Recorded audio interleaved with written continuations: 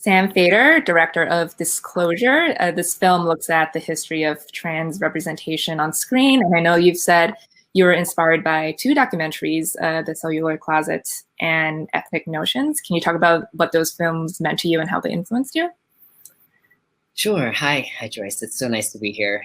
Thank you for inviting us to be part of this. I saw both Cellular Closet and Ethnic Notions a very long time ago, and they had a huge impact on how I saw my relationship to the media. Like, it really changed how I watched, and participated in film and TV.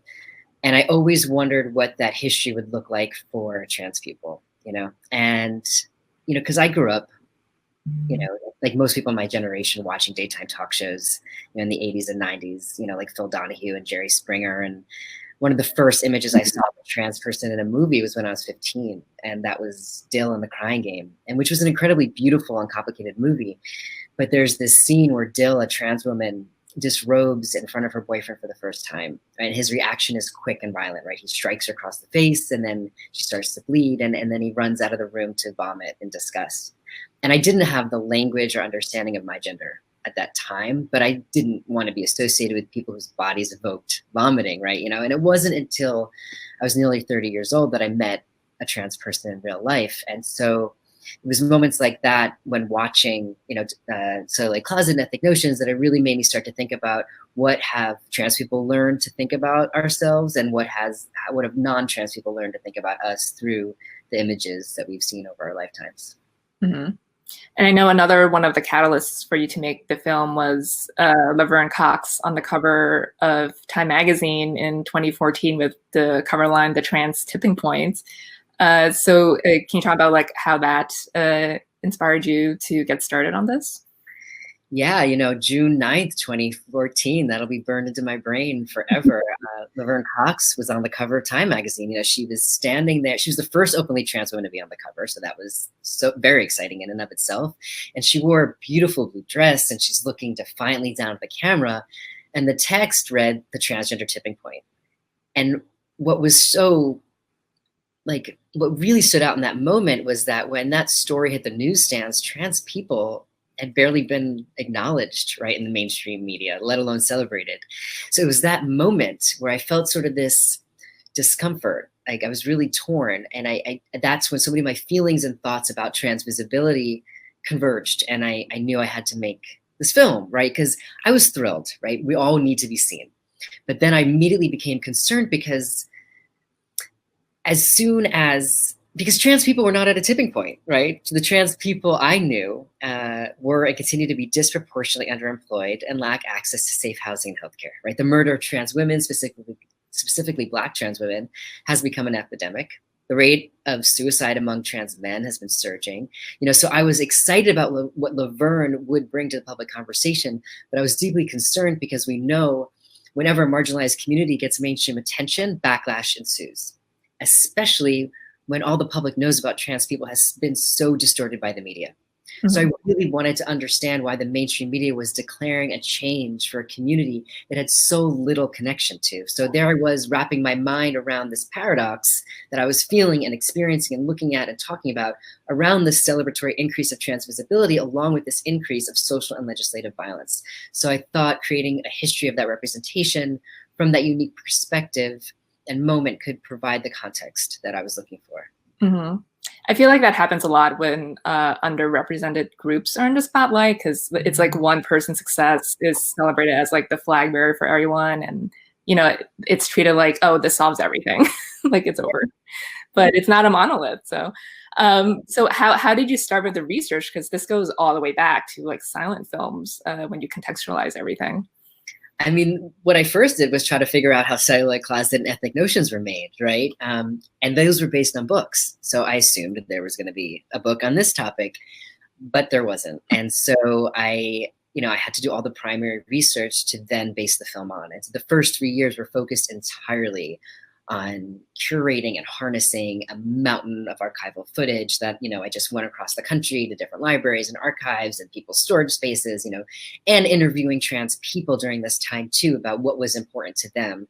so what they wanted this history to be part of, to what did they want to contribute to this history.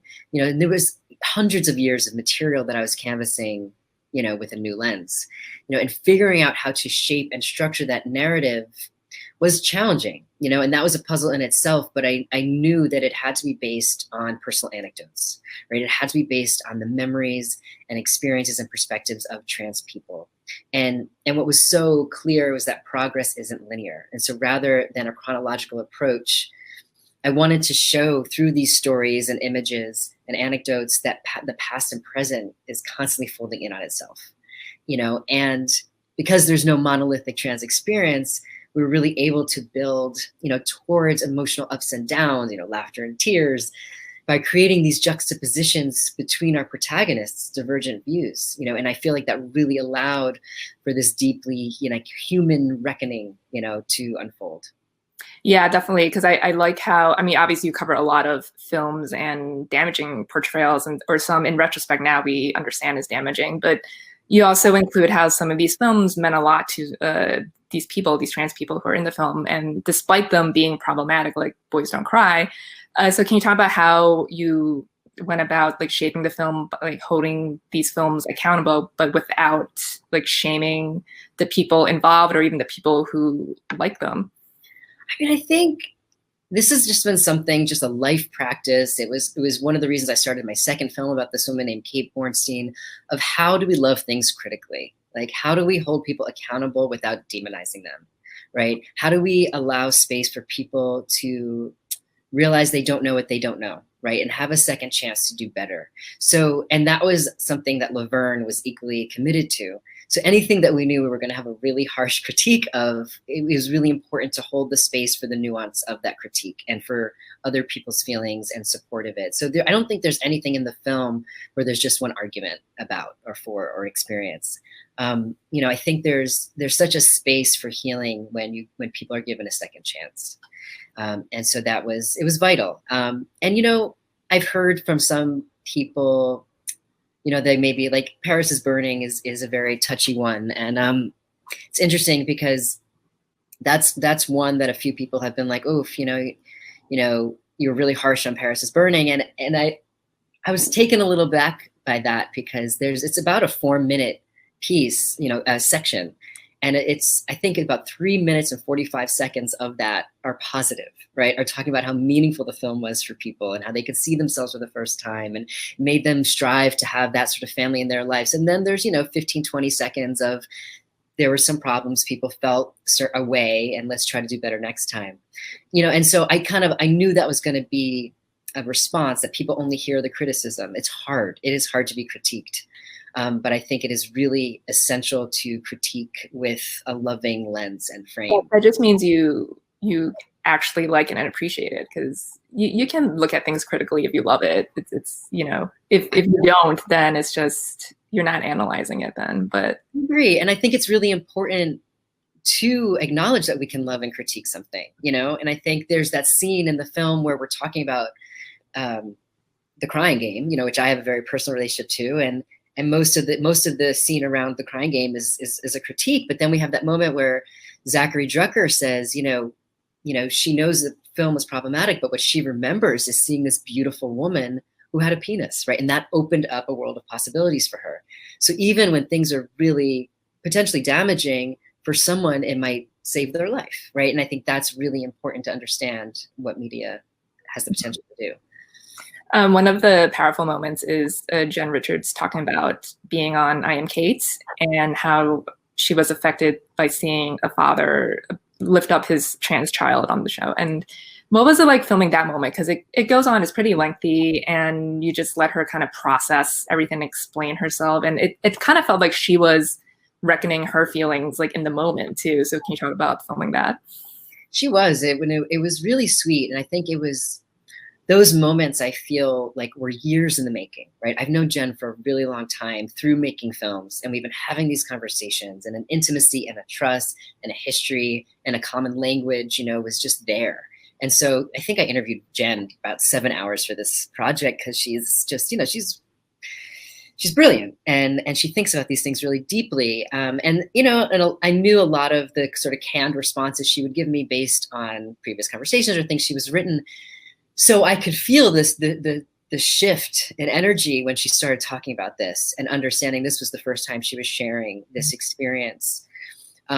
And I think being on a set where everyone was trans, right, where everywhere she's looking, she knew that everyone could identify with what she was talking about in a really personal way. Like she was really able to kind of sink into that and kind of rest in understanding that she was with a knowing audience, right, and share this really deeply personal reflection. And because I knew her so well, I also knew just to hold that space and let her be with it. And, you know, after she finishes, she pauses for a moment and then she takes a Mhm. sip of tea. And for the longest time, that wasn't in the cut, right? Because we don't really have those sort of moments in the film otherwise. And I wasn't sure if, like, aesthetically, if that would take the viewer out. But I knew I needed that pause and I needed that moment for the audience too to kind of come back to themselves, because it's definitely one of those scenes in the film that's most talked about in terms of making people cry and really moving people and connecting and just really empathizing with Jen. And so it's just we kind of needed that collective just take a deep breath and like come back to yourself. Yeah, it was like a button on it. And yeah. Well, we're almost 7 years later since that time cover. So what do you think is the trans tipping point? How close are we to it? There are still bills keeping young trans people from participating in the sports they want to participate in. There's still bills allowing healthcare practitioners to refuse healthcare to trans people. Black trans women are still being disproportionately murdered, every week in our world.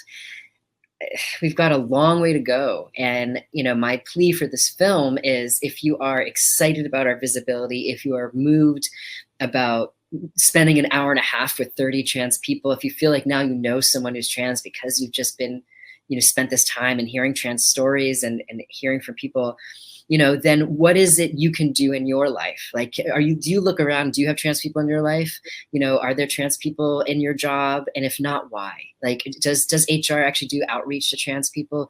How does the person you vote for, either locally or nationally, how do they feel about trans people? And is that going to be something that's important to you? So that's how we'll start to see a tipping point, when people who are excited about our stories on screen are also invested in our lives off the screen. Mm-hmm. Well, Sam, it was great speaking with you. Thanks so much for your time.